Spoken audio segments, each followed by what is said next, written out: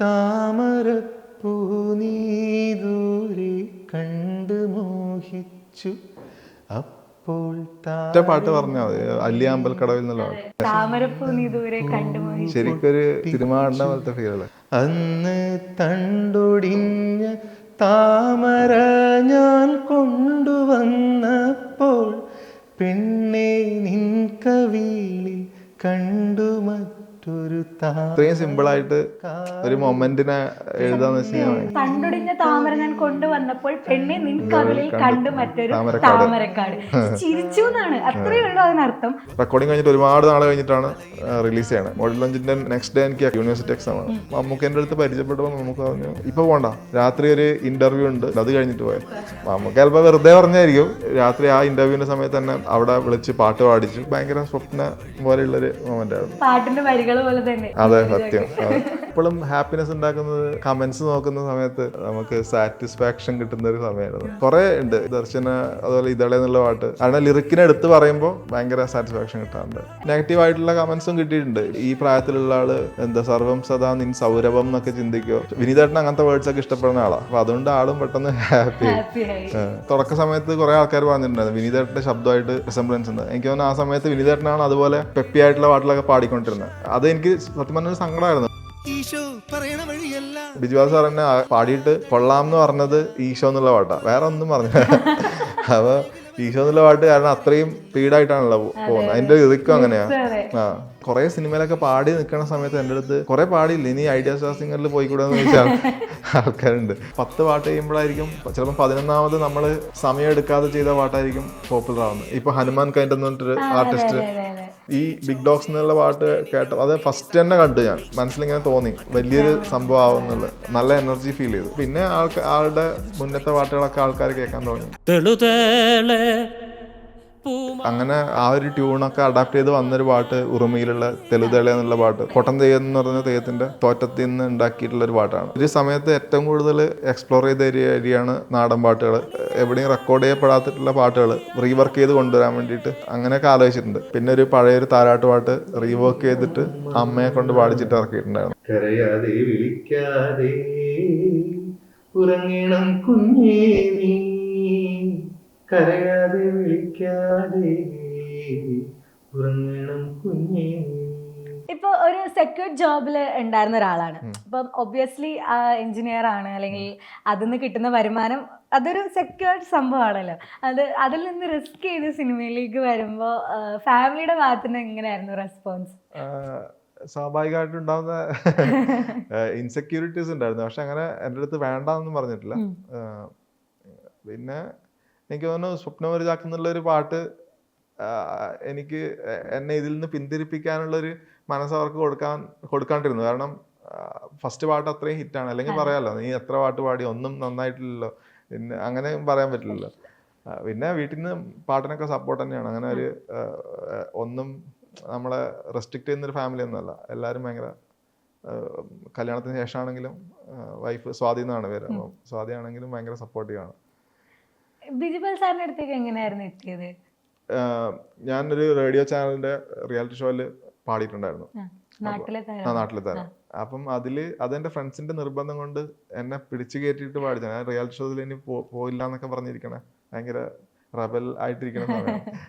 അപ്പൊ അത് ജഡ്ജ് ചെയ്തിരുന്ന ബിജുപാൽ സാറാണ്. അതെനിക്ക് അറിയൊന്നുമില്ല. പക്ഷെ അത് കഴിഞ്ഞിട്ട് ഒരു 6 മാസം കഴിയുമ്പം ഒരു സുപ്രഭാതത്തിൽ എന്നെ ബിജുപാൽ സാർ വിളിക്കുകയാണ്. ഇങ്ങനെ ഞാൻ ബിജുപാലാണ്, ഒരു പാട്ട് പാടിക്കാൻ ആഗ്രഹമുണ്ടെന്ന് പറഞ്ഞു. അപ്പൊ അതങ്ങനെ സംഭവിച്ചാണ്. അതാ ഞാൻ പറഞ്ഞ ഒരു ഫെയറി ടൈൽ പോലത്തെ സ്റ്റോറിയാണ്. എല്ലാം ഇങ്ങനെ മിനിറ്റിലെ സമയത്ത്. അത് ഇപ്പൊ സ്ക്രീനിൽ വന്ന് ബിഗ് സ്ക്രീനിൽ ഫാമിലിയുടെ ഒപ്പാണോ കേട്ടത്, ഫ്രണ്ട്സ് ആയിട്ടാണോ പോയത്? ഞാൻ കോളേജിലുള്ള സമയത്താ. അപ്പൊ അവിടെ നിന്നാണ് കേട്ടത്. ആ ഒരു എക്സ്പീരിയൻസ് എന്തായിരുന്നു? നമ്മുടെ ഒരു വോയിസ് കേൾക്കാന്ന് പറയും. അതും മമ്മൂട്ടിയാണ് മുമ്പിൽ. അത് എന്താ വിശ്വസിക്കാൻ പറ്റാത്തൊരു മൊമെന്റ് തന്നെയാണ്. എല്ലാം ഈ ബിജുപാലിന്റെ കോള് തൊട്ടിട്ട് അതിന്റെ റെക്കോർഡിങ് കഴിഞ്ഞിട്ട് ഒരുപാട് നാൾ കഴിഞ്ഞിട്ടാണ് റിലീസ് ചെയ്യണത്. അതിന്റെ ഓഡിയോ ലോഞ്ച് ആണെങ്കിലും ഓഡിയോ ലോഞ്ചിന്റെ നെക്സ്റ്റ് ഡേ എനിക്ക് എക്സാം ആണ്, യൂണിവേഴ്സിറ്റി എക്സാം ആണ്. അപ്പം ഞാൻ കോഴിക്കോട് കടവ് റിസോർട്ടിൽ വെച്ചിട്ടാണ്. അപ്പോൾ അവിടുന്ന് ഓഡിയോ ലോഞ്ച് കഴിഞ്ഞിട്ട് പെട്ടെന്ന് തന്നെ വന്ന് എക്സാം എഴുതാമെന്ന് ചോദിച്ചിരിക്കുകയാണ്. അപ്പം മമ്മൂക്ക് എൻ്റെ അടുത്ത് പരിചയപ്പെട്ടപ്പോൾ മമ്മൂക്ക് പറഞ്ഞു മാർട്ടിൻ ചേട്ടൻ പറഞ്ഞു നമുക്ക് അരുൺ പോവാന്ന് പറയുന്നു. ഇപ്പൊ പോണ്ട, രാത്രി ഒരു ഇന്റർവ്യൂ ഉണ്ട്, ഒരു ചാനലിന്റെ ഇന്റർവ്യൂ ഉണ്ട്, അത് കഴിഞ്ഞിട്ട് പോയി. അപ്പം പിന്നെ എക്സാം ഒക്കെ നമുക്ക് ചിലപ്പോ വെറുതെ പറഞ്ഞായിരിക്കും. പക്ഷെ ഞാൻ അവിടെ നിന്ന് രാത്രി ആ ഇന്റർവ്യൂവിന്റെ സമയത്ത് തന്നെ അവിടെ വിളിച്ച് പാട്ട് പാടിച്ചു. അതൊക്കെ ഒരു ഭയങ്കര സ്വപ്ന പോലെയുള്ളൊരു മൊമെന്റ് ആയിരുന്നു. പാട്ടിന്റെ വരികൾ പോലെ തന്നെ അതിന് എഞ്ചിനീയറിംഗിന് ബാക്ക് പേപ്പേഴ്സ് ഉണ്ടായിരുന്നു. എനിക്കുണ്ടായിരുന്നു. അത് തന്നെ വന്നല്ലോ സ്വാഭാവികമായിട്ടും. പിന്നെ ടീച്ചേഴ്സൊക്കെ പിന്നെ അവരൊക്കെ ഇതായി, കാരണം ആ പാട്ട് അത്രയും വലുതായി വന്നോണ്ട് അതിനുശേഷം പിന്നെ അവിടെ ഗസ്റ്റ് ആയിട്ട് പോയപ്പോഴൊക്കെ ഭയങ്കര അങ്ങനെ. ഇപ്പൊ ദർശന ലൈക്ക് എനിക്കത് ബിഗ് ബാങ് ആയിട്ട് എനിക്ക് ചേട്ടൻ്റെ ലൈഫ് നോക്കുമ്പോൾ അതൊരു ഭയങ്കര ഒരു ചേഞ്ച് ആയിട്ട് വന്നൊരു സോങ് ആണ്. അപ്പൊ അതിലത്തെ ഏറ്റവും ഒരു ഹാപ്പിയസ്റ്റ് മൊമെന്റ് എന്ന് ചോദിച്ചാൽ എന്ത് പറയും associated with that song? Actually ആ സമയത്തൊരു എപ്പോഴും ഹാപ്പിനെസ് ഉണ്ടാക്കുന്നത് കമന്റ്സ് നോക്കുന്ന സമയത്ത് ഭയങ്കര എന്താ നമുക്ക് സാറ്റിസ്ഫാക്ഷൻ കിട്ടുന്ന ഒരു സമയമായിരുന്നു. കുറെ ഉണ്ട്. ഇപ്പം ദർശന അതുപോലെ ഇതളെ എന്നുള്ള പാട്ട് കാരണം ലിറിക്കിനെ എടുത്ത് പറയുമ്പോൾ ഒരു ഭയങ്കര സാറ്റിസ്ഫാക്ഷൻ കിട്ടാറുണ്ട്. ദർശന ഒരു ബ്രേക്കിന് ശേഷം ലിറിക്സ് കുറച്ച് ഇമ്പോർട്ടൻ്റ് ആയിട്ട് ലൈക്ക് വന്ന ഒരു പാട്ടും കൂടിയായിരുന്നു. അത്രയും ആളുകൾ അത് നോട്ടീസ് ചെയ്തിട്ടുണ്ട്. പഠിച്ച് ഒത്തിരി പേര് പഠിച്ചിട്ടുണ്ട്, പക്ഷെ എങ്കിൽ പോലും അത് നോട്ടീസ് ചെയ്യപ്പെട്ടിട്ടുണ്ട് ദർശനയുടെ ലിറിക്സ് ഡിഫറെന്റ് ആണ് എന്നുള്ളത്. അതാണ് ഞാനിങ്ങനെ ദർശനയിൽ തന്നെ കിടന്നിട്ട് ഒരുപാട് ഫാക്ടേഴ്സ് ഉണ്ട്. ഇപ്പൊ നമ്മൾ തന്നെ ഒരു പാട്ട് നന്നായതുകൊണ്ട് മാത്രം അത്രയും ശ്രദ്ധിക്കപ്പെടണമെന്നില്ല ശരിക്കും. സിനിമയുടെ കേസിൽ ഇപ്പൊ അതില് പ്രണവിന്റെ ഒരു ഫാക്ടർ ഉണ്ട്, വിനീതേട്ടൻ ഫാക്ടർ ഉണ്ട്, ദർശന ആ സമയത്ത് അടിപൊളിയായിട്ട് നിൽക്കുന്ന സമയമാണ്. അപ്പൊ അതിന്റെ ആ ഒരു ഫാക്ടർ ഉണ്ട്. പിന്നെ അതെ, അത്രയും ആന്റിസിപ്പേറ്റ് ചെയ്ത് നിൽക്കുന്ന മൂവിയാണ്. പിന്നെ ഹിഷാമിന്റെ മ്യൂസിക്കിന്റെ പ്രത്യേകത ഉണ്ട്. പിന്നെ വരിക എനിക്ക് തന്നെ, പക്ഷെ ആ സമയത്ത് അവിടെ നിന്നൊക്കെ എന്താ നെഗറ്റീവ് ആയിട്ടുള്ള കമന്റ്സും കിട്ടിയിട്ടുണ്ട്. ഇപ്പം ഈ പ്രായത്തിലുള്ള ആള് എന്താ സർവം സദാ നിൻ സൗരഭം എന്നൊക്കെ ചിന്തിക്കോ. പക്ഷെ ബേസിക്കലി എനിക്കത് കേട്ടപ്പോൾ അങ്ങനെയാണ് തോന്നിയത്. കാരണം ഒരു ബ്ലണ്ട് വേണം, ഒരു മോഡേൺ ഇലക്ട്രോണിക് സൗണ്ടിങ്ങും അതുപോലെ തന്നെ അതിൽ അങ്ങനത്തെ വേർഡ്സ് വന്നു കഴിഞ്ഞാൽ രസമായിരിക്കും. വിനീതേട്ടൻ അങ്ങനത്തെ വേർഡ്സ് ഒക്കെ ഇഷ്ടപ്പെടുന്ന ആളാ. അപ്പൊ അതുകൊണ്ട് ആളും പെട്ടെന്ന് ഹാപ്പിയായി. മ്യൂസിക് ഇപ്പോൾ പാഷനായിട്ട് വന്നു, അതിപ്പം നമ്മുടെ ഒരു 20s ആ ഒരു പീരീഡിലാണല്ലോ. അപ്പം ആരാണ് ഫസ്റ്റ് മ്യൂസിക്കിൽ ടേസ്റ്റ് ഉണ്ടെന്ന് ഐഡന്റിഫൈ ചെയ്തത്? അമ്മയാണോ? വീട്ടിൽ നിന്ന്. എൻ്റെ ഫാമിലിയിൽ എല്ലാവർക്കും ഉണ്ട് ഈ സംഭവം. റിലേറ്റീവ്സ് ആണെങ്കിലും എല്ലാവർക്കും ഈ ഒരു സംഭവം ഉണ്ട്. തെയ്യം എന്ന് കേട്ടിട്ടുണ്ടോ? അപ്പൊ തെയ്യം കെട്ടുന്ന കമ്മ്യൂണിറ്റിയാണ്. അപ്പൊ അതില് ബേസിക്കലി എല്ലാവരും പാട്ടുകാരും ഡാൻസേഴ്സ് ആണ്. ഞാൻ ഡാൻസ് ചെയ്യില്ല, പക്ഷെ ബേസിക്കലി എല്ലാവർക്കും ആ ഒരു ടേസ്റ്റ് ഉണ്ട്. ചിത്രം വരയ്ക്കുക, അങ്ങനത്തെ എല്ലാ സംഭവങ്ങളും ഉണ്ടാവും. അപ്പം ഞാൻ അതിനെ കുറച്ചും കൂടെ സീരിയസ് ആയിട്ട് എടുത്തു എന്നുള്ളത് മാത്രമേ ഉള്ളൂ. കാരണം എന്നെക്കാളും സോൾഫുൾ ആയിട്ട് പാടുന്ന ആൾക്കാരുണ്ട് ഇഷ്ടം പോലെ. അത് നമ്മൾ മനസ്സിലാക്കുന്നുണ്ട്. പക്ഷെ നമ്മുടെ ഇതിലേക്ക് മുന്നോട്ട് വരിക എന്നുള്ളൊരു സംഭവം ഉണ്ടല്ലോ. അതെ. പിന്നെ അതുകൊണ്ട് തന്നെ ചെറുപ്പത്തിലെ പാട്ട് പാടാറുണ്ട് വീട്ടിൽ നിന്ന്. പിന്നെ അങ്ങനെ അധികം പഠിക്കാനൊന്നും പോയിട്ടില്ല, അത്രയും ആത്മാർത്ഥത കാണിച്ചിട്ടില്ല സത്യം പറഞ്ഞു കഴിഞ്ഞാൽ. പക്ഷെ എല്ലാവർക്കും വീട്ടിൽ എപ്പോഴും പാട്ടുണ്ട്. അമ്മയും പാടും, അപ്പനും അത്യാവശ്യം പാടും, അപ്പൻ ആസ്വദിക്കും, എൻ്റെ വൈഫ് പാടും, ചേച്ചി നല്ല ആസ്വാദകയാണ്, ചേച്ചിയുടെ മോൻ പാടും. അപ്പം എല്ലാവരും മ്യൂസിക് ലവേഴ്സാണ്. ചേച്ചിയുടെ ഹസ്ബൻഡ് ആണെങ്കിലും പാട്ടും ഇതൊക്കെ ഭയങ്കര ഇഷ്ടപ്പെടുന്ന ആളാണ്. അപ്പം അത് തീർച്ചയായിട്ടും വീട്ടിലുണ്ട്. അപ്പം അത് ഐഡന്റിഫൈ ചെയ്യണം എന്നുള്ളൊരു സംഭവം അവിടെ ഉണ്ടായിരുന്നില്ല. എപ്പോഴും പാട്ടുണ്ട് വീട്ടിൽ. അങ്ങനെയാണ്. അപ്പോൾ ഒരു നമ്മുടെ ഞാൻ പേഴ്സണലി എനിക്ക് തോന്നിയിട്ടുള്ളതാണ്, നമ്മുടെ അനുഷ്ഠാന കലകളിലൊക്കെ വളരെ സോൾഫുൾ ആയിട്ടുള്ള മ്യൂസിക് അതിനെ അക്കമ്പനി ചെയ്യുന്ന ഒരു വിഭാഗം ആർട്സ് നമുക്കുണ്ട്. ഇപ്പൊ ഈവൻ ഇപ്പൊ കഥകളി ആണെങ്കിൽ പോലും അതിലെ കഥകളി പദങ്ങളും അതുപോലെ ഇപ്പൊ തെയ്യത്തിന്റെ ബാക്ക്ഗ്രൗണ്ട്, അതുപോലെ സർപ്പപ്പാട്ട്, അതെല്ലാം ഒരു ഡിഫറെന്റ് മൂഡ് ക്രിയേറ്റ് ചെയ്യുന്ന ഒത്തിരി മ്യൂസിക്കൽ എലമെന്റ്സ് ഉള്ള ഒരു വിഭാഗം കലകൾ നമുക്കുണ്ട്.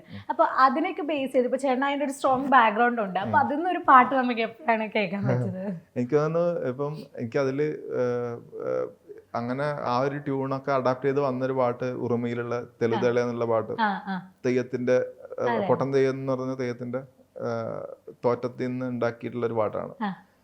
അപ്പം അങ്ങനെ എനിക്ക് തോന്നുന്നു ഒരുപാട് പാട്ടുകളുണ്ട്.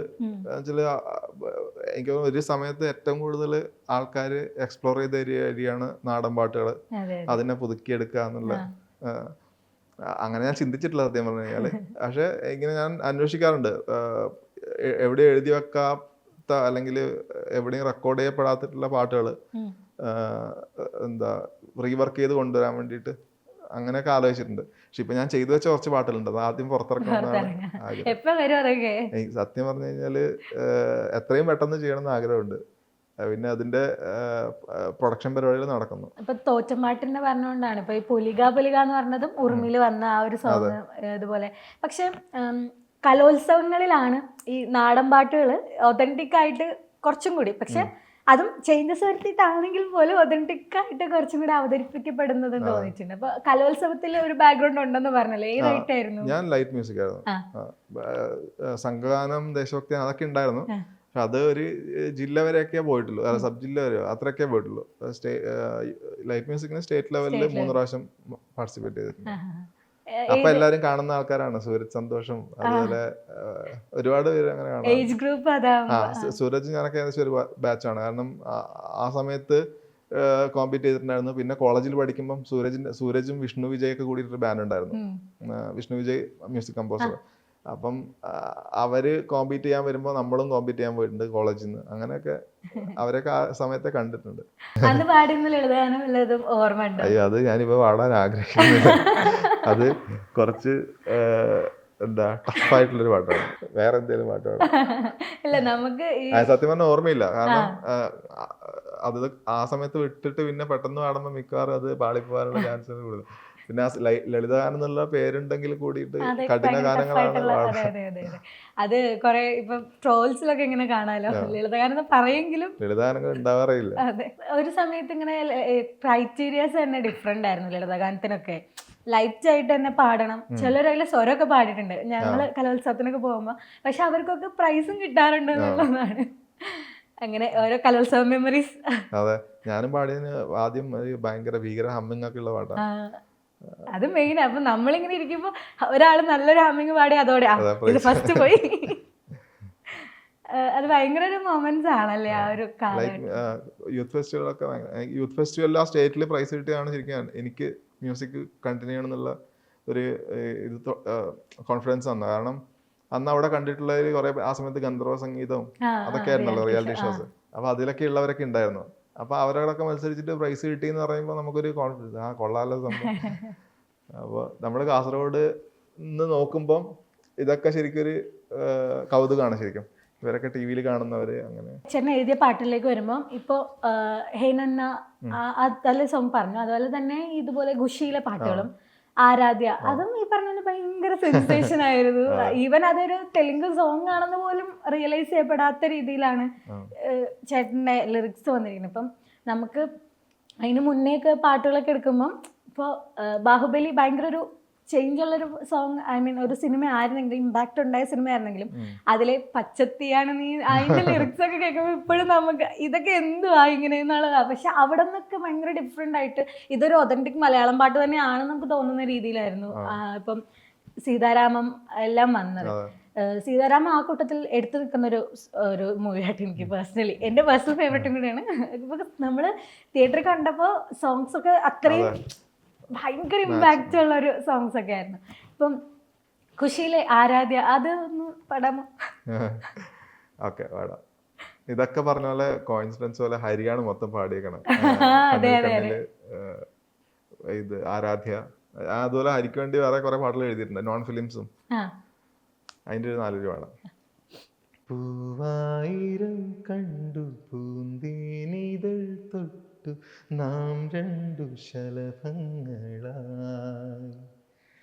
7 ജന്മങ്ങൾ നാം കണ്ട സ്വപ്നങ്ങൾ വെൺമേഘശകലങ്ങളായി, നെഞ്ചാകെ ഞാനല്ലേ എല്ലാമേ നീ എന്ന് പോൽ തോന്നിപ്പോവേ, ആരാധ്യ ആരാധ്യ തമ്മിൽ ചേരാമെന്നും ആരാധ്യ ആരാധ്യ ആരാധ്യ നീയില്ലാതിന്നില്ലും ജന്മം ആരാധ്യ. സൂപ്പർ. Thank you. ചേട്ടൻ്റെ മ്യൂസിക് കരിയറിൽ പിന്നീട് ഞാൻ വിചാരിക്കുന്നത് കുറച്ചൊരു നോട്ടീസ് ചെയ്യപ്പെട്ട പാട്ട് നീലാമ്പലിൻ വടക്കൻ സെൽഫിയിലെ പാട്ട്, അതും വിനീത് ശ്രീനിവാസൻ നിവിൻ പോളി ആ ഒരു കൂട്ടുകെട്ടിൽ തന്നെ വന്നു. അതിന്റെ ഒരു ആ ഒരു സോങ്ങിലേക്ക് എങ്ങനെയായിരുന്നു ആ ഒരു ആക്ച്വലി എനിക്ക് തോന്നുന്നു, എനിക്കറിയില്ല, എനിക്ക് തുടക്ക സമയത്ത് കുറെ ആൾക്കാർ പറഞ്ഞിട്ടുണ്ടായിരുന്നു വിനീതേട്ടന്റെ ശബ്ദമായിട്ട് എവിടെയൊക്കെ റിസംബ്ലൻസ് ഉണ്ട്. എനിക്ക് തോന്നുന്നു ആ സമയത്ത് വിനീതേട്ടനാണ് അതുപോലെ പെപ്പി ആയിട്ടുള്ള പാട്ടിലൊക്കെ പാടിക്കൊണ്ടിരുന്നത്. പിന്നെ ഒരു ഓപ്പൺ വോയിസ് ആണ്. അപ്പം അത് എനിക്ക് സത്യം പറഞ്ഞൊരു സങ്കടമായിരുന്നു. കാരണം നമ്മളെ സിംഗേഴ്സിനെ സംബന്ധിച്ചിട്ട് ഒരാളെ കമ്പയർ ചെയ്യുന്നത് വലിയ സിംഗർ ആണെങ്കിലും നമുക്ക് അത്ര സന്തോഷമായിരിക്കില്ല. അപ്പം പക്ഷെ വിനീതേട്ടൻ പാടാൻ വിളിച്ചപ്പം ആ സംഭവം തീർന്നു. കാരണം വിനീതേട്ടൻ്റെ വോയിസ് പോലെ തന്നെ ആണെങ്കിൽ വിനീതേട്ടൻ തന്നെ പാടിയാൽ മതിയായിരുന്നല്ലോ. അപ്പൊ അങ്ങനെ അതിനുശേഷം ഒരുപാട് വർക്ക് ചെയ്തു വിനീതേട്ടൻ്റെ കൂടെ. നീലാമ്പലിയും വർക്ക് ചെയ്തു. അതുപോലെ തന്നെ അടികപ്പ്യാരെ കൂട്ടമണി വിനീതേട്ടൻ്റെ കൂടെ പാടിയിട്ടുണ്ടായിരുന്നു. എന്റെ മാവുമ്പൂത്തെ, അതിൽ തന്നെ മറുത എന്ന് പറഞ്ഞിട്ട് വേറെ സോങ് ഉണ്ടായിരുന്നു. പിന്നെ ഒരു സിനിമാക്കാരൻ എന്ന് പറഞ്ഞ സിനിമയില് വിനീതേട്ടൻ ആക്ട് ചെയ്ത സിനിമയില്, അതുപോലെ എ ബി എന്ന് പറഞ്ഞ സിനിമ, അങ്ങനെ വിനീതേട്ടൻ്റെ കൂടെ കുറേ വർക്ക് ചെയ്തിട്ടുണ്ട്. പുള്ളി ഒരു വലിയ ഫാക്ടറാണ് എൻ്റെ കരിയർ നോക്കുകയാണെങ്കിൽ. നീലാമ്പലിന് ഇതുപോലെ ഒരു സുപ്രഭാതത്തില് വിനീതേട്ടൻ ഇങ്ങനെ ഷാനിക്ക വിളിച്ചിട്ട് പാട്ട് അയച്ചു തന്നു. അപ്പൊ വിനീതേട്ടനാണ് അതിന്റെ ബേസ് വേർഷൻ പാടിയേക്കണേ. പിന്നെ അത് എനിക്ക് കുറച്ച് ഹൈ ആയിരുന്നു. അപ്പം എനിക്കത് കുറച്ചൊന്ന് കുറയ്ക്കണം എന്ന് പറഞ്ഞപ്പം അവർ അതുപോലെ ചെയ്തു തന്നു. അപ്പം കുഴപ്പമില്ലാണ്ട് നന്നായിട്ട് പാടാൻ പറ്റി. എൻ്റെ അടുത്ത് റഫ് പാടുന്ന പോലെയാണ് അവിടുന്ന് വീട്ടിൽ നിന്ന് റെക്കോർഡ് ചെയ്തത് ഫസ്റ്റ്. അത് റെക്കോർഡ് ചെയ്ത് കഴിഞ്ഞിട്ട് ഞാൻ ഫെയർ എപ്പോഴാണ് പാടേണ്ടതെന്ന് ചോദിക്കുമ്പോഴാണ് ഇനി വേറൊന്നും വേണ്ട, അപ്പൊ അതുകൊണ്ട് സമാധാനമായിരുന്നു. കാരണം നമുക്ക് എപ്പോഴും റീക്രിയേറ്റ് ചെയ്യാൻ ഭയങ്കര ബുദ്ധിമുട്ടാണ്. ഒരു വട്ടം പാടിയത് തന്നെ വീണ്ടും റിപ്പീറ്റ് പാടാൻ അതുപോലെ പാടാൻ പറഞ്ഞാലും പാടാണ്, എങ്ങനെയും പറ്റില്ല. ഷാനിക്കായിട്ട് എങ്ങനെയാണ്? ഷാനിക്ക കമ്പനിയാണ്. ഇപ്പം കുറെ ആയിട്ട് കോണ്ടാക്റ്റുകളൊന്നും ഇല്ല. പക്ഷെ എന്നാലും ആള് ഭയങ്കര ഒരു ഹാപ്പി പേഴ്സൺ ആണ്. എപ്പോഴും റെക്കോർഡിങ്സ് ആണെങ്കിലും ഭയങ്കര ഫൺ ആയിട്ടുള്ള റെക്കോർഡിങ്സ്. ഇപ്പോഴാണെങ്കിൽ പുള്ളിയുടെ ഇൻസ്റ്റിറ്റ്യൂട്ടൊക്കെ ആയിട്ട് ബിസി ആണെന്ന് തോന്നുന്നു. ഇപ്പോൾ നമ്മുടെ ഒരു ടെക്നോളജിക്കലി ഭയങ്കര അഡ്വാൻസ്ഡ് ആയിട്ടുള്ള ഒരു പീരീഡിലൂടെയാണ് നമ്മൾ പോകുന്നത്. ഇപ്പോൾ കുറേ കാര്യങ്ങളൊക്കെ AI മനുഷ്യനെ റീപ്ലേസ് ചെയ്യുന്നുണ്ട്. ഇപ്പോൾ മ്യൂസിക് കമ്പോസിംഗ് ആണെങ്കിലും AI ചെയ്യുന്ന ഒരു കാലഘട്ടത്തിലാണ്. ഇപ്പോൾ അതുപോലെ ഫിലിം സ്റ്റാർസ് അടക്കം ഒത്തിരി പേരെ ഈ ടെക്നിക്കലി ഒരു എന്താ പറയുക ടെക്നോളജി കൊണ്ട് പാടിക്കുന്ന രീതിയിലേക്ക് വന്നിട്ടുണ്ട്. അപ്പം ആസ് എ സിംഗർ അതൊരു പോസിറ്റീവായിട്ടാണോ ചേട്ടൻ കാണുന്നത്, അല്ലെങ്കിൽ നെഗറ്റീവായിട്ടാണോ കാണുന്നത്? ഒരിക്കലും നെഗറ്റീവ് അല്ല. ഇപ്പം നമ്മൾ എന്ത് പ്രൊഡക്റ്റ് ആണെങ്കിലും, നമ്മളിപ്പോൾ ഒരു സോപ്പ് ഉപയോഗിക്കുന്നു, നമ്മൾ എങ്ങനെയത് ഉണ്ടാക്കുന്നു കംപ്ലീറ്റ് നമ്മൾ ബോധേഡല്ലോ. അങ്ങനെയല്ല ഞാൻ പറയുന്നത്. എനിക്ക് പ്രോസസ്സിനെക്കാളും ഔട്ട്പുട്ടാണ് ഇമ്പോർട്ടൻ്റ് എന്നാണ് ഞാൻ വിശ്വസിക്കുന്നത്. അതിപ്പം ഇപ്പം മോഹിത് ചൗഹാൻ എന്നുള്ള സിംഗർ, സോനു നിഗത്തിനെ പോലൊരു അത്രയും സിംഗിങ് വൈസ് ഇതുള്ള സിംഗറല്ല മോഹിത് ചൗഹാൻ എന്നുള്ള സിംഗർ. പക്ഷേ അദ്ദേഹത്തിൻ്റെ പീലു എന്നുള്ള പാട്ട്, അല്ലെങ്കിൽ ആ സമയത്തുള്ള ഒരുപാട് റോക്ക് സ്റ്റാറിലെ പാട്ടുകൾ, അതൊക്കെ വെച്ചാൽ ഔട്ട്സ്റ്റാൻഡിങ് പാട്ടുകളാണ്. അത് നമുക്ക് ഇവരെ കമ്പയർ ചെയ്യാൻ പറ്റില്ല. അപ്പം ഒരുപാട് ടേക്കുകൾ എടുത്തിട്ട് നന്നായിട്ട് വരുന്നുണ്ടെങ്കിൽ അതിലൊരു തെറ്റില്ല എന്നാണ് എൻ്റെ വിശ്വാസം. അതുപോലെ തന്നെ ഇപ്പം ആക്ടേഴ്സ് പാടുന്നതും ഇപ്പോൾ ഓട്ടോ ട്യൂണൊക്കെയാണ് എല്ലാവരും പറയുന്നൊരു സംഭവം. ഓട്ടോ ട്യൂൺ എന്ന് വെച്ച് കഴിഞ്ഞാൽ അതൊരു ടൂളാണ്. അത് ഫൈൻ ട്യൂൺ ചെയ്യാനുള്ളൊരു ടൂള്. അല്ലാണ്ടും വേറെ ഒരുപാട് സോഫ്റ്റ്വെയർസ് ഉണ്ട്, മെലഡൈൻ പോലെയുള്ള സോഫ്റ്റ്വെയർസ് ഉണ്ട്. അപ്പം അതൊന്നും ചെയ്യുന്നത് തെറ്റാണെന്ന് എനിക്ക് തോന്നുന്നില്ല. കാരണം നമ്മളിപ്പോൾ ഇപ്പോഴത്തെ കേസിൽ ഒരുപാട് ഇൻസ്ട്രുമെന്റ്സ് ലൈവ് വായിക്കുന്നതിനേക്കാളും പ്രോഗ്രാമിംഗ് ആണ് കൂടുതൽ ചെയ്യുന്നത്. അതൊക്കെ എന്ന് വെച്ചാൽ ഡിജിറ്റലാണ്. ആക്ച്വലി അതൊക്കെ numbers wise, frequency wise set ആയിട്ടുള്ള സാധനമാണ്. അപ്പം അതിലേക്കൊരു മനുഷ്യൻ്റെയോ അല്ലെങ്കിൽ മനുഷ്യൻ്റെ തൊണ്ടയിൽ നിന്ന് വരുന്നൊരു ശബ്ദം 100% ഒരിക്കലും മാച്ച് ആവില്ല.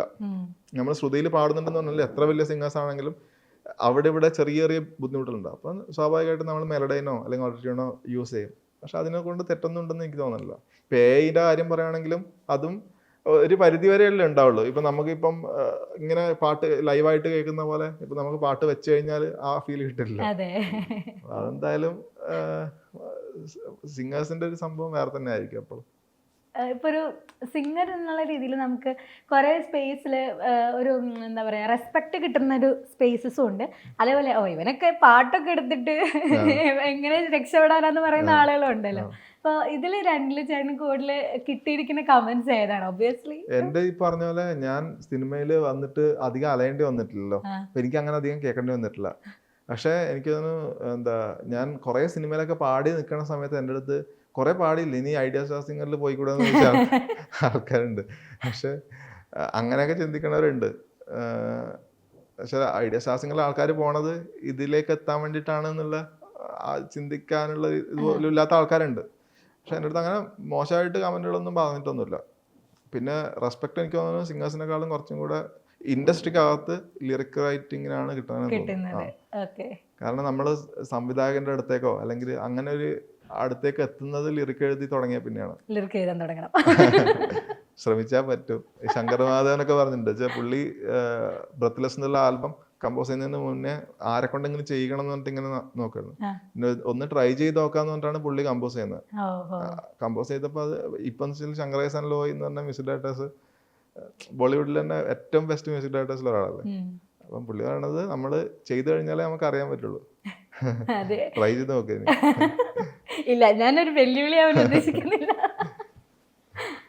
ഇപ്പോൾ ചേട്ടന് ഇൻസ്പയറിംഗ് ആയിട്ട് ഫീൽ ചെയ്തിരിക്കുന്ന അല്ലെങ്കിൽ ഏറ്റവും ഇപ്പം നമുക്ക് ഒരുപാട് ലെജൻഡറി മ്യൂസീഷ്യൻസ് ഉണ്ട്, ലിറിസിസ്റ്റുകളുണ്ട്, സിംഗേഴ്സ് ഉണ്ട്. അപ്പോൾ ചേട്ടനൊരു ഇൻസ്പയറിംഗ് എപ്പോൾ കേട്ടാലും ഒരു വാവെന്ന് തോന്നുന്ന അങ്ങനത്തെ ഒരു സോങ്സ് പറയാൻ പറഞ്ഞാൽ ഏത് പറയും? സോങ് എനിക്ക് അങ്ങനെ ഒറ്റൊരു സോങ് പറയാൻ ബുദ്ധിമുട്ടാണ്. കാരണം ഇങ്ങനെ മാറി മാറി വരാറുണ്ട്. എനിക്ക് ഒരു സമയത്ത് ബിജുപാൽ സാറിന്റെ കാട്ടാറിന് തോരാത്തിരും എന്നുള്ള പാട്ട്, ലൗഡ് സ്പീക്കറിലെ പാട്ട് ഭയങ്കര ഇഷ്ടമായിരുന്നു. ഇപ്പം റീസെൻ്റ്ലി പറയുകയാണെങ്കിൽ ഇല്ലുമിനാറ്റി ഒക്കെ ഭയങ്കര ഇഷ്ടമാണ്. അങ്ങനെ ഓരോ സമയത്ത് ഓരോ പോലെയാണ്. ഇപ്പം സിംഗേഴ്സ് ആണെങ്കിലും മ്യൂസീഷ്യൻസ് ആണെങ്കിലും നമ്മൾ ഇങ്ങനെ മാറിക്കൊണ്ടിരിക്കുകയാണ്. ഒരു കാലത്ത് കേക്കായിരുന്നു ഭയങ്കര ഫേവറേറ്റ്, അത് കഴിഞ്ഞ് കുറച്ച് കഴിഞ്ഞ് മോഹിത് ചൗഹാനായി, പിന്നെ കുറച്ച് കഴിഞ്ഞപ്പോഴത്തേക്ക് ഇപ്പം അർജിത് സിംഗ് ആയി. അങ്ങനെ എനിക്ക് തോന്നുന്നു അതിങ്ങനെ മാറിക്കൊണ്ടിരിക്കും. ഇപ്പം കറൻ്റ്ലി കേൾക്കുന്ന പാട്ടുകൾ കുറച്ച് പഴയ പാട്ടുകളൊക്കെയാണ്. മനു രമേശ് എന്ന് പറഞ്ഞിട്ട് മ്യൂസിക് ഡയറക്ടർ ഉണ്ട്, ആളുടെ എന്തോ മൊഴിയുവാനുണ്ടാ മഴയ്ക്കെന്നും എന്ന് പറഞ്ഞിട്ടൊരു പാട്ട്, അങ്ങനത്തെ കുറച്ച് പാട്ടുകളാണ് ഇപ്പൊ കേൾക്കുന്നത്. എനിക്ക് തോന്നുന്നു മഴയൊക്കെ ആയതുകൊണ്ടായിരിക്കും. ബേബിനെ മാനേജ് ചെയ്യുമ്പോൾ പാടണോ? ന്യൂ ബോൺ ഫാദറും കൂടി ആണല്ലോ. ആക്ച്വലി അമ്മയുണ്ട്, എല്ലാരും ഉണ്ട്, ഫാമിലി ഒക്കെ ഉണ്ട് ഇപ്പൊ കൊച്ചിയില്. കുറച്ച് അതുകൊണ്ട് കുഴപ്പമില്ല. പിന്നെ അത്ര എന്താ ഒരുപാട് ബഹളമൊന്നും ഉണ്ടാക്കുന്ന ആളല്ല, കുറച്ച് സമാധാനം പ്രിയനാണ്. ഓക്കെ, അപ്പൊ ബേബിക്ക് ഇപ്പൊ ഉറങ്ങാൻ വേണ്ടി പാടി കൊടുക്കാറുണ്ടോ? അല്ലെങ്കിലും ഉറങ്ങുമെങ്കിലും കൂടുതൽ പാടി കൊടുക്കുന്ന പാട്ടുകള് പാടി കൊടുക്കാറുണ്ട്. പക്ഷെ അവനിപ്പം ഇഷ്ടമുള്ള പാട്ടെന്ന് വെച്ചാൽ കണ്ണാൻ തമ്പി പോരാമെന്നുള്ള പാട്ട് ഇഷ്ടമാണ്. പിന്നെ ചെറുപ്പത്തിൽ വെച്ച് കഴിഞ്ഞാൽ ഇപ്പം 4 മാസമായി. അപ്പം ആദ്യത്തെ 2 മാസമൊക്കെ ആയപ്പോൾ തന്നെ വേറൊരു പാട്ട് ഞാൻ പാടി തന്നെ ഒരു പാട്ട് ഇങ്ങനെ കേൾപ്പിക്കുമായിരുന്നു. ഇപ്പം ഇറങ്ങിയൊരു പാട്ടാണ്. അപ്പം അങ്ങനെ കുറച്ച് പാട്ടുകളുണ്ട് അതിന് സ്പെസിഫിക് ആയിട്ട്. പിന്നെ അമീജെ തൊമാറിന്റെ സ്വരങ്ങൾ കേൾക്കുമ്പോൾ ഒരു ഹാപ്പിയാണ്. അപ്പം അങ്ങനെ എന്താ ഒരു പ്രത്യേക ടേസ്റ്റ് പറയാൻ പറ്റില്ല. ശരിക്കും അത് ഭയങ്കര രസമല്ലേ? കുട്ടികളത് പെട്ടെന്ന് ക്യാച്ച് ചെയ്യണമെന്നൊക്കെ പറയുമ്പോ എന്തായാലും ഉണ്ടാവുമായിരിക്കുമല്ലോ ജീൻ അങ്ങനെയാണല്ലോ. അപ്പൊ ഇപ്പൊ ഇറങ്ങിയ ഏതൊരു പാട്ട് പറഞ്ഞില്ലേ, അതൊന്ന് പാടാവോ? അത് ടർക്കിഷ് തർക്കം മൂവി ഇറങ്ങാൻ പോണുള്ളൂ. ഞാൻ ചേട്ടന്റെ പ്രൊഫൈലിൽ കണ്ടിട്ടുണ്ട്. വിനായകാണ് എഴുതിയ ഇഫ്തി മ്യൂസിക്. ഉള്ളമറിഞ്ഞവളെ നിന്റെ കള്ളച്ചിരി മധുരം കണ്ടുമയങ്ങിയൊരാളിവനല്ലേ കൂടെ പോരില്ലേ, എന്നിലുദിച്ചവനേ നിന്റെ കുഞ്ഞിക്കൊലുസടികൾ കൊഞ്ചി വിളിക്കണ പേരിവനല്ലേ കാര്യം ചൊല്ലൂലേ. അങ്ങനെ അടിപൊളി. ചേട്ടൻ്റെ പാട്ടുകൾ ഓൾമോസ്റ്റ് കുറേ മെലഡീസ് ആണ് വരുന്നത്. പക്ഷെ ഇതിൽ നിന്ന് ഒരു ഡിഫറെൻ്റ് ആയിട്ട് വന്നൊരു പാട്ട് ഇപ്പം ഈ എൻ്റെ മകൻ പൂത്ത, അതുപോലെ തന്നെ ഈശോ പറയണ ആ ഒരു സംഭവം. അപ്പോൾ ഇതിൽ രണ്ടും പാടാൻ വേണ്ടി വിളിക്കുമ്പം അല്ലെങ്കിൽ ചേട്ടന് ആഗ്രഹം ഉണ്ടായിരുന്നോ? എനിക്ക് മെലഡി പാടി മടുത്തു, ഇനി ഒരു ഫാസ്റ്റ് നമ്പർ ആണ്, അങ്ങനെ ഉണ്ടായിരുന്നോ? ഇല്ല, സത്യം പറഞ്ഞു കഴിഞ്ഞാല് ബിജിപാൽ സാറിന് ഞാൻ മെലഡി പാടുന്നതിനേക്കാൾ ഇഷ്ടം പെപ്പി സോങ്സ് പാടുന്നത്. പുള്ളിനെ പാടിപ്പിച്ചൊക്കെ അങ്ങനെയാ. സ്വപ്നവരി ചാക്കാണെങ്കിലും പിന്നെ കാലമൊന്ന് കാലാൽ എന്നുള്ള പാട്ട്, സെവൻസ് എന്ന് പറഞ്ഞ സിനിമ, പിന്നെ താടിപ്പാട്ടെന്ന് പറഞ്ഞിട്ടൊരു സോങ് ഉണ്ടായിരുന്നു, ടമാർപ്പട പൃഥ്വിരാജിന്റെ മൂവിയിൽ, എല്ലാം അങ്ങനത്തെ പാട്ടുള്ള. അതിൽ നിന്ന് വേറെ ഒരു മെലഡി ആയിട്ട് പുള്ളി പാടിപ്പിച്ചിട്ടുള്ള എനിക്ക് തോന്നുന്നു സിനിമാക്കാരൻ എന്നുള്ള സിനിമയിൽ ഒരു പാട്ട് മാത്രം. അതും എനിക്ക് തോന്നുന്നു ഡയറക്ടർ പറഞ്ഞിട്ട് അങ്ങോട്ട് പാടിപ്പിച്ചാണ്. താല്പര്യമില്ല.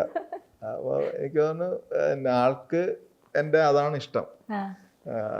എനിക്ക് അങ്ങനെ നിർബന്ധമൊന്നുമില്ല. എനിക്ക് തോന്നുന്നു മെലഡി പാടാൻ കുറച്ചും കൂടെ ബുദ്ധിമുട്ട്. കാരണം ഒരുപാട് കാര്യങ്ങൾ, ഫീലും കാര്യങ്ങളൊക്കെ നോക്കണം. പിന്നെ അതിൽ കൂടുതൽ ലോങ് നോട്ട്സ് ഉണ്ടാവും, അതൊക്കെ ശ്രദ്ധിക്കണം വൃത്തിയാക്കിയിട്ട്.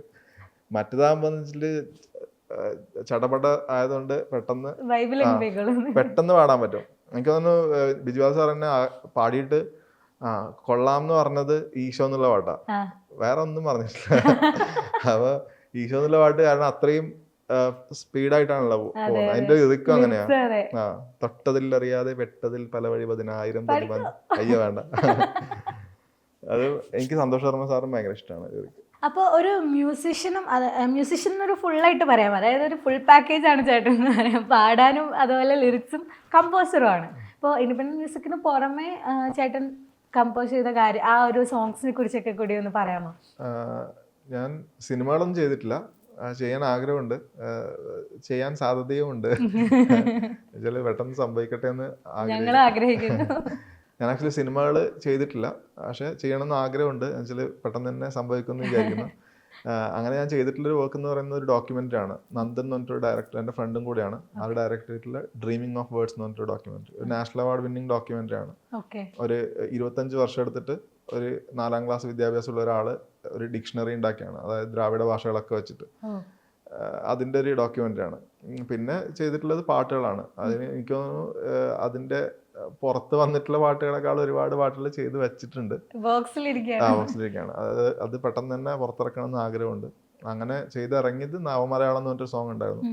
പിന്നെ ഒരു പഴയൊരു താരാട്ട് പാട്ട് റീവർക്ക് ചെയ്തിട്ട് അമ്മയെ കൊണ്ട് പാടിച്ചിട്ട് ഇറക്കിയിട്ടുണ്ടായിരുന്നു. പിന്നെ ദേശാടനം, അങ്ങനെ കുറച്ച് പാട്ടുകൾ. ഇനി ഒരു കുറച്ചും കൂടെ കൂട്ടമായിട്ട് പാട്ടുകൾ ഇറക്കണം എന്നുള്ളൊരു പദ്ധതിയിലാണ് ഇപ്പൊ ശരിക്കും. അമ്മയുടെ പേര് സത്യഭാമ.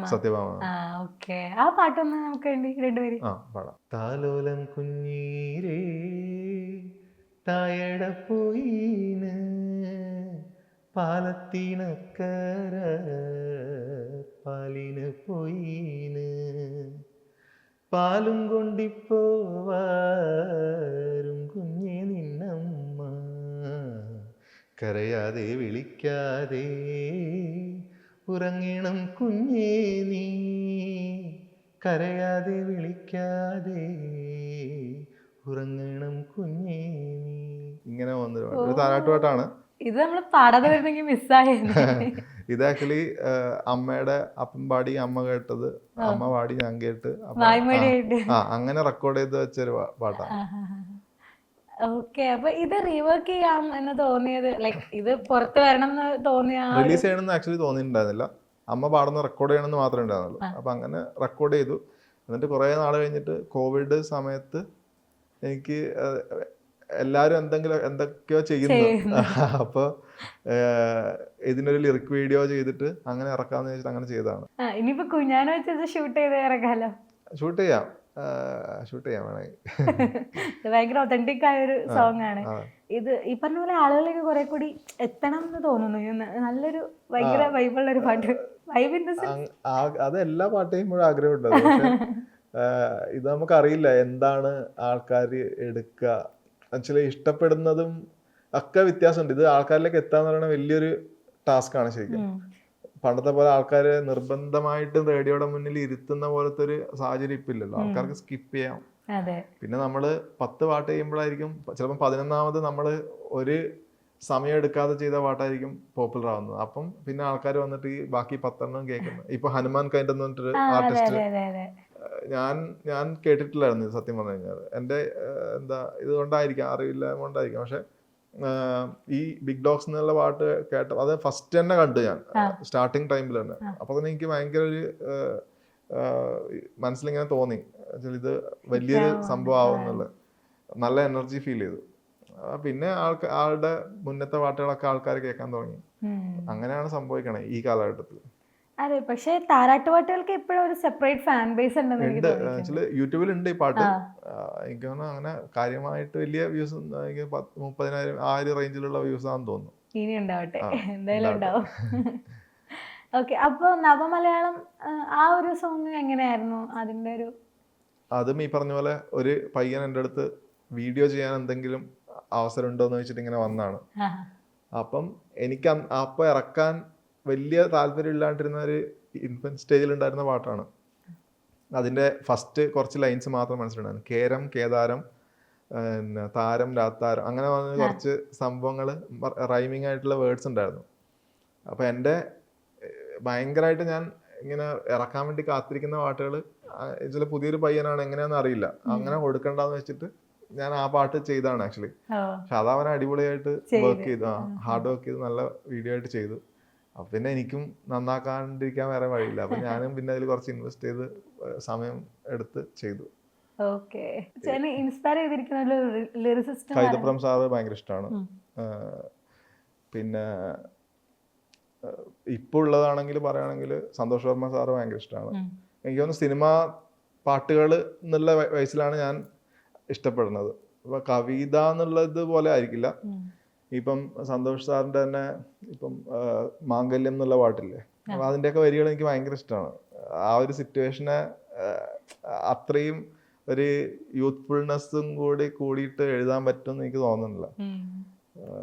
ഒരുപാട് പാട്ടുകളുണ്ട് അദ്ദേഹത്തിൻ്റെ. പിന്നെ വിനായക അടിപൊളിയാണ്, ഹരിചരൺ അടിപൊളിയാണ്, അതെ, അനു അടിപൊളിയാണ്, അനു എലിസബത്ത്, കുറെ പേരുണ്ട്. അപ്പൊ കൈതപ്രം സാറിന്റെ ഒരു ഫേവറേറ്റ് പാട്ട്? ഞാൻ ചെറുപ്പത്തിൽ ഒരുപാട് പാടിയിട്ടുള്ള പാട്ടാണ്, ഇപ്പം പാടാൻ പറയരുത്, ദേവാങ്കണങ്ങൾ എന്നുള്ള പാട്ട്. വേണ്ട, വേറെ ഏതെങ്കിലും സിമ്പിൾ ആയിട്ടുള്ള പാട്ട് പാടാം. പിന്നെ കൈതപ്രം സാറ് കമ്പോസ് ചെയ്ത പാട്ടുകളും ഭയങ്കര ഇഷ്ടമാണ്. കണ്ണേ ഉറങ്ങുറങ്ങ് എന്നുള്ള പാട്ടാണ്. അതുപോലെ തന്നെ ഇഷ്ടമുള്ളൊരു ലിറിക് റൈറ്ററാണ് പി ഭാസ്കരൻ മാഷ്. എന്നുവെച്ചാൽ അത് ഒറ്റ പാട്ട് പറഞ്ഞാൽ മതി, അല്ലിയാമ്പൽക്കടവിൽ എന്നുള്ള. എന്താ വരികളല്ലേ, താമരപ്പൂ നീ ദൂരെ കണ്ടുമോഹിച്ചു. ശരിക്കൊരു ഒരു സിനിമ കാണുന്ന പോലത്തെ ഫീൽ അല്ലേ? അതെ, സത്യം. ഞാനത് എന്താ പറയാ, നമുക്ക് ഭയങ്കര പ്രണയമൊക്കെ തോന്നിപ്പോകുന്ന രീതിയിലാണ്. അങ്ങനെ എഴുതാന്ന് വെച്ചാൽ ഭയങ്കര നമുക്കിങ്ങനെ ഭയങ്കര ഉപമയും അതൊക്കെ വെച്ചിട്ട് എഴുതാൻ പറ്റുമായിരിക്കും. പക്ഷെ ഇത്രയും സിമ്പിളായിട്ട് ഒരു മൊമെന്റിനെ എഴുതാന്ന് വെച്ചാൽ. ഞാൻ മലയാളമാണ് പഠിച്ചത്. അപ്പോൾ നമ്മൾ ഫ്രണ്ട്സിനോട് ഇങ്ങനെ സംസാരിക്കുന്ന സമയത്ത് കവിതയുടെ കാര്യങ്ങൾ പറയുമ്പോൾ ഇപ്പൊ ഈ ഒരു വരി ഇത് ഞാൻ എപ്പോഴും പറയുന്ന ഒരു വരിയാ, താമരപ്പൂ നീ ദൂരെ കണ്ടു മോഹിച്ചു. അപ്പൊ തണ്ടുടിഞ്ഞ താമര ഞാൻ കൊണ്ടുവന്നപ്പോൾ പെണ്ണെ നിൻ കവിളിൽ കണ്ടു മറ്റൊരു താമരക്കാട്. ചിരിച്ചു എന്നാണ്, അത്രയേ ഉള്ളൂ അതിനർത്ഥം. പക്ഷെ എന്ത് രസമായിട്ടാണ് അത് എഴുതി വെച്ചിരിക്കണേ എന്നുള്ളത്. ആ പാട്ടന്നെ നമുക്ക് പാടി അവസാനിപ്പിക്കാം. താമരപ്പൂ നീ ദൂരെ കണ്ടു മോഹിച്ചു, അപ്പോൾ താഴെ ഞാൻ നീന്തി ചെന്ന് പൂവ് പൊട്ടിച്ചു. അന്ന് തണ്ടൊടിഞ്ഞ താമര ഞാൻ കൊണ്ടുവന്നപ്പോൾ പെണ്ണെ നിൻ കവിളിൽ കണ്ടു മറ്റൊരു താമരക്കാട്. പെണ്ണെ നിൻ കവിളിൽ കണ്ടു മറ്റൊരു താമരക്കാട്.